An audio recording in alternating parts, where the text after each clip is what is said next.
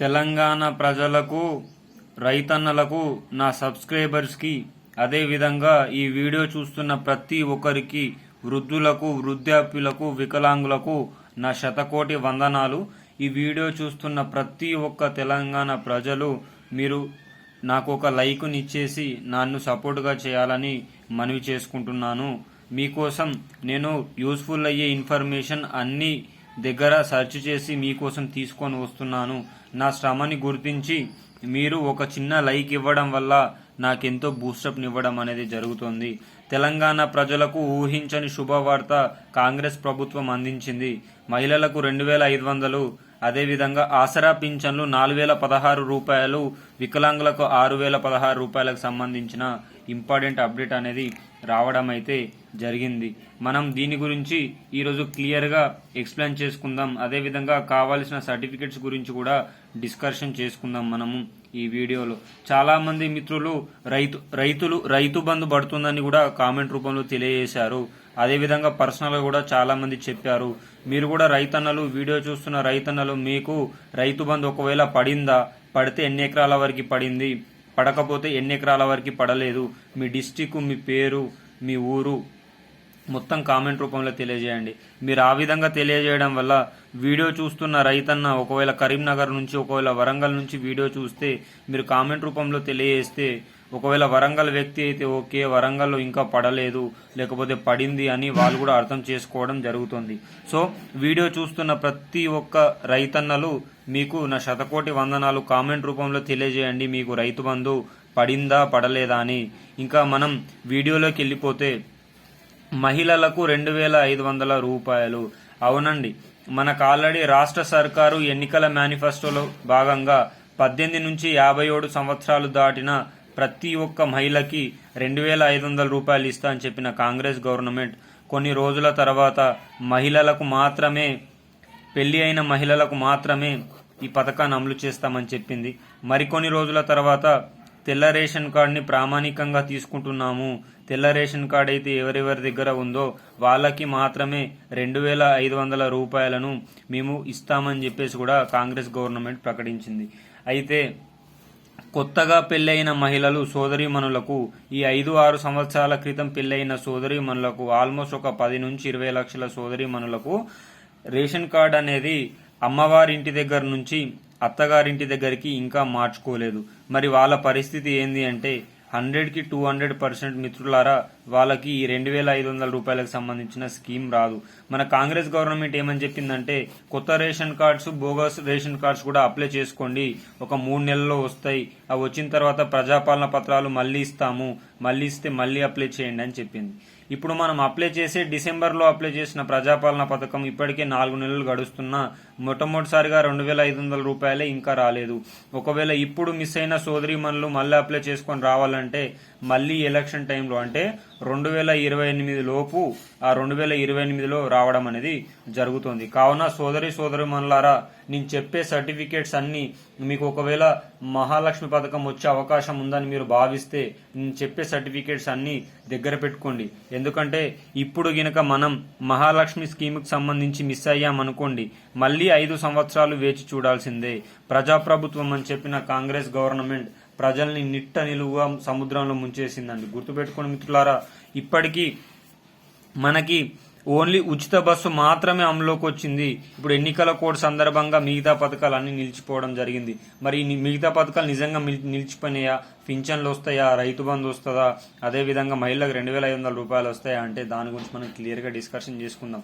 ముఖ్యంగా ఇప్పుడు మనకు కావలసిన పత్రాలు అయితే ప్రతి ఒక్క మిత్రులు, మహిళలు బ్యాంక్ అకౌంట్ అయితే వాళ్ళ పేరు మీద తీసుకోండి, అదేవిధంగా మొబైల్ నంబర్ తీసుకోండి, అదేవిధంగా ఆధార్ కార్డ్ని అప్డేట్ చేసుకోండి, రేషన్ కార్డులో మీ నేమ్ ఉండేటట్టు చూసుకోండి. దీంతోపాటు క్యాస్ట్ సర్టిఫికేట్ తీసుకోండి, ఇన్కమ్ సర్టిఫికేట్ తీసుకోండి, అదేవిధంగా మ్యారేజ్ సర్టిఫికేట్ కూడా మీ దగ్గర పెట్టుకోండి. ఇవన్నీ మీ దగ్గర ఉంటేనే మీకు 2500 రూపాయలు ప్రభుత్వం నుంచి రావడం అనేది జరుగుతుంది. మరి 2500లకు సంబంధించిన అర్హతలు చూస్తే సంవత్సర ఆదాయం 3 లక్షల లోపు ఉండాలి, ఇన్కమ్ ట్యాక్స్ అనేది కట్టకూడదు, ఎవరైతే మహిళ అర్హురాలు ఉంటారో వారి పేరు మీద 3 ఎకరాల కంటే ఎక్కువగా ఉండకూడదు. ఆమె గవర్నమెంట్ ఎంప్లాయ్ కాకూడదు. అదే విధంగా వాళ్ళ భర్త కూడా గవర్నమెంట్ ఎంప్లాయ్ కాకూడదు. ఒక రేషన్ కార్డు పైన ఒకే పింఛన్ ఇస్తుంది మిత్రులారా ఈ కాంగ్రెస్ గవర్నమెంట్. మనల్ని అందరినీ నిట్టనిలుగా ముంచేసిన గవర్నమెంట్. ఆల్రెడీ కొత్త పెంచిన పింఛన్ల మాట ఊసు తర్వాత కానీ పాత పింఛన్లు కూడా ఇచ్చే యోచనలో కాంగ్రెస్ గవర్నమెంట్ అనేది కనిపించడం లేదు. మరి ఇదే విధంగా ముందుకు సాగితే ప్రజల్ని ఇంత ఇబ్బందులు పెట్టి కాంగ్రెస్ గవర్నమెంట్ ముందుకెళ్తుందా వెళ్ళదా అనేది మరికొన్ని రోజుల్లో మనం చూడాల్సి వస్తుంది. 2500కు సంబంధించి ఒక ఇంట్లో ఒక 4 సభ్యులు ఉన్నారనుకోండి, వీళ్ళందరికీ ఒకటే రేషన్ కార్డు ఉందనుకోండి. వీళ్ళ మామయ్యకి 57 సంవత్సరాలు ఉన్నాయి, వీళ్ళ కోడలికి 25 సంవత్సరాలు ఉన్నాయి, మరి ఒకటే రేషన్ కార్డు ఉంది, మరి ఇద్దరికి పథకాలు వస్తాయా అంటే లేదు, కేవలం ఒక్కోలకు మాత్రం పింఛన్ మాత్రమే రావడం జరుగుతుంది. అదే ఒక కుటుంబం ఉంది, 4 ఉన్నారు, మామయ్య, అత్తమ్మ, కొడుకు, కోడలు, వీళ్ళిద్దరికి సపరేట్ గా 2 రేషన్ కార్డులు ఉన్నాయి. ఈయనకి 57 సంవత్సరాలు ఉన్నాయి, వీళ్ళ కోడలికి 20 సంవత్సరాలు ఉన్నాయి. రేషన్ కార్డులు సపరేట్ కాబట్టి ఇద్దరికి కూడా రైతు బంధు, ఇద్దరికి కూడా మహాలక్ష్మి పథకం అనేది రావడం అనేది జరుగుతుంది. గుర్తుపెట్టుకోండి, ఇద్దరికి కూడా మహాలక్ష్మి పథకం అనేది రావడం అనేది జరుగుతుంది. అందరికీ ఒక రేషన్ కార్డు మీద ఒకే పథకం ప్రభుత్వం అయితే అందించే యోచనలు అయితే ఎక్కువ మోతాదులోనే కనిపిస్తున్నది. ఒకవేళ మహాలక్ష్మి పథకం రానట్లయితే మనము మన ఎంఆర్ఓ ఆఫీస్ దగ్గరికి వెళ్ళి మనకెందుకు రాలేదు అనేది కూడా చెక్ చేసుకోవచ్చు. మరి ఈ మహాలక్ష్మి పథకానికి సంబంధించి ఎప్పుడు అమలవుతుందంటే ఆల్రెడీ వీటికి సంబంధించిన నిధులను ఆల్రెడీ బడ్జెట్లో ప్రవేశపెట్టారు కాబట్టి సిఎస్ శాంతికుమారికి ఆల్రెడీ ప్రభుత్వం ముందే ప్రకటించేసింది. మీరు ఏ సమయంలోనైనా 2500 రూపాయలు మహిళలకు రిలీజ్ చేయండి, ఆ పర్మిషన్ మీరు ఇవ్వాలని చెప్పేసి సిఎస్ కు కూడా మన సీఎం గారు ఆమోదించినట్టు తెలుస్తుంది. దీన్ని బట్టి చూస్తే ఎన్నికల ప్రచారంలో సందర్భంగా ప్రియాంక గాంధీ తెలంగాణకు వచ్చినప్పుడు ఈ ప్రకటనని ప్రకటించేసి అర్హులైన మహిళలందరికీ 2500 రూపాయలు ఇచ్చే యోచనలో ప్రభుత్వం అయితే కనిపిస్తోంది. ఒకవేళ నిజంగా ఇదే విధంగా ప్రభుత్వం దృఢ సంకల్పంతో 2500 రూపాయలు ఇవ్వాలనుకుంటే ఇచ్చేస్తుందండి. దీనికి సంబంధించి పెద్ద ప్రాబ్లం కూడా రాదు. ఎందుకంటే ఆల్రెడీ మనం సర్వేలో మనం నింపేశాము, ఎవరెవరికి 2500 రూపాయలు వస్తాయి, ఎవరెవరికి కావాలని నింపేశాము. దానికి సంబంధించి విజిలెన్స్ టీం అనేది వచ్చేసి ఒక వారంలో సర్వే చేసేసి 2500 రూపాయలు ప్రభుత్వం అనుకుంటే ఈ ఏప్రిల్ నుంచి కూడా ఇవ్వచ్చు. మరి ఏం చేస్తుంది? ఎన్నికల నగారానైతే మోగడం జరిగింది. మరి ఎన్నికల్లో మహిళల ఓటు బ్యాంకు కావాలి కాబట్టి మహిళలకి 2500 రూపాయలు అయితే ఇచ్చే యోచనలో ప్రభుత్వం అయితే కనిపిస్తోంది. మరి మిత్రులారా, ఆసరా పింఛన్లు వృద్ధులు, వికలాంగులు, వృద్ధాప్యులు, వీడో పింఛన్స్ కోసం ఎంతో మంది మహిళలు, వృద్ధులు, అక్క చెల్లెళ్ళు, అన్నదమ్ములు వెయిట్ చేస్తున్న తరుణంలో డిసెంబర్ 7న అధికారాన్ని చేజిక్కించుకున్న కాంగ్రెస్ గవర్నమెంట్ డిసెంబర్ నెల పింఛన్ని డిసెంబర్ 25కి ఇవ్వడం జరిగింది. జనవరి నెల పింఛన్ని జనవరి 25కి ఇవ్వడం జరిగింది. మార్చి నెల పింఛన్ని మార్చి 25కి ఇస్తుందా అనేది క్వశ్చన్ మార్క్. ఎందుకంటే నిన్న రాత్రి ఎన్నికల కోడ్ రావడం జరిగింది. ఎన్నికల కోడ్ రావడం వచ్చిన తర్వాత ప్రజా పథకాలు ఏది కూడా అమల్లోకి రావు. ఒకవేళ ఇవి అమల్లోకి రావాలనుకుంటే election Commission of India permission తీసుకొని మాత్రమే ఈ పథకాలకు నాంది పలకాల్సి వస్తుంది.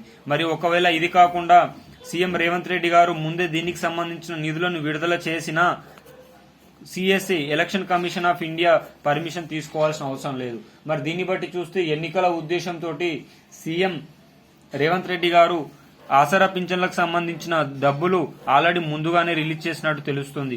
కావున ఈ మార్చి 25 నుంచి పెరిగిన పింఛన్లనిచ్చే యోచనలో ప్రభుత్వం కనిపిస్తుంది. అంటే ఇప్పుడు ఎన్నికల కోసమే, కేవలం ఎన్నికల కోసమే పెరిగిన పింఛన్లనిచ్చే యోచనలో ప్రభుత్వం ఈ నెల 25 నుంచి ఇవ్వడం అనేది జరుగుతుంది. ఇంకెవరికైనా ఫిబ్రవరి పింఛన్స్ రాకపోతే కామెంట్ రూపంలో తెలియజేయండి. మిత్రులారా, మీకు ఈ వీడియో నచ్చితే మాత్రం ఒక చిన్న లైక్ ఇచ్చి నాకు తోడ్పాటును అందించి నా గమ్యస్థానంలో మీరు కూడా పాల్గొనాలని కోరుకుంటున్నాను. జై జవాన్, జై కిసాన్, జై హింద్, జై భారత్.